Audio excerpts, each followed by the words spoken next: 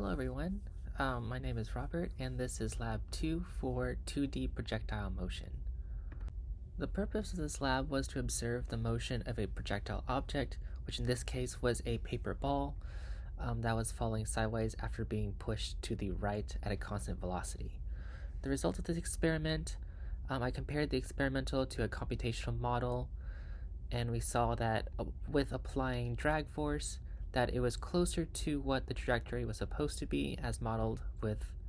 the experimental, but it was not completely accurate, most likely due to the asymmetrical shape of the paper. So the concepts we use for this lab revolves around Newton's second law, updating both velocity and position using F equals delta P over delta T to get the velocity update and position update formulas. Since this is 2D projectile motion, we separated the x and y components with their vectors. X direction, as we update velocity, we're going to see a constant velocity if we're not accounting for drag or air resistance. In the y direction, the only force being applied is the gravitational force in the negative y direction. When we did apply drag force in the computational model to match more of the experimental model,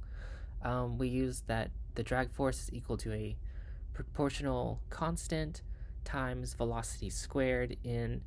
a negative direction opposing motion.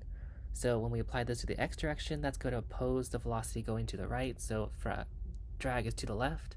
And for the y direction, we're going to see that's going to oppose gravity, so it's in the positive y direction. So what we expect to see is that the object in the x direction has a constant velocity, and y is being changed incrementally due to gravitational acceleration.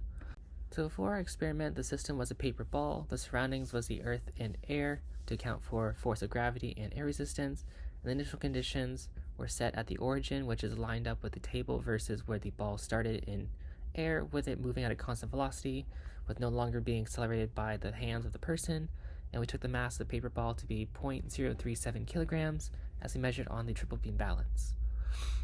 And we then tracked the video using tracker to get the experimental data for trajectory in x versus y.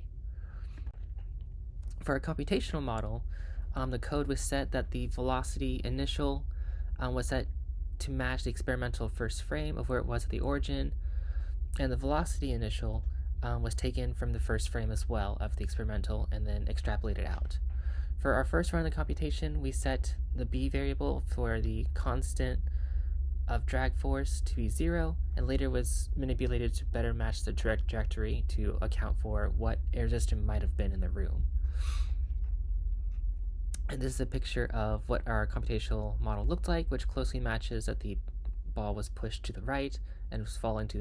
due to the force of gravity. Following the rest of the code, we see that Fnet was calculated using the vector corresponding mainly to gravity, 0, negative mg, 0, and then we counted for the drag force in the negative x direction and the positive y direction using the ball's velocity hat times the magnitude of the ball's velocity times b, the constant of the drag force. Later, b was manipulated to best match the trajectory followed that of experimental. Comparing the two computation models, we see the one with no drag, or b set to 0, we have constant velocity in x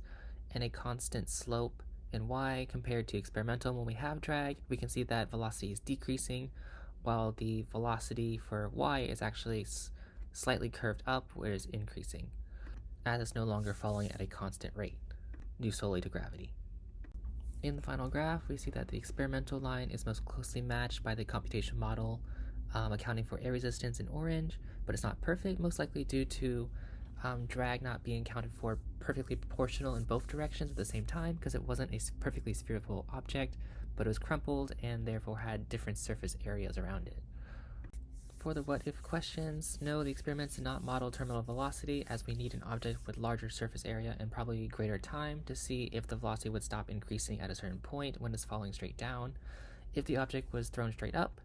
then it would just take longer to go to the ground because it is traveling a larger distance and it has to also change direction. So in conclusion, we see that projectile motion mostly demonstrates the general path it'll take due to the force of gravity, while air resistance does change it a little bit, relying not only on velocity but also the shape of the object.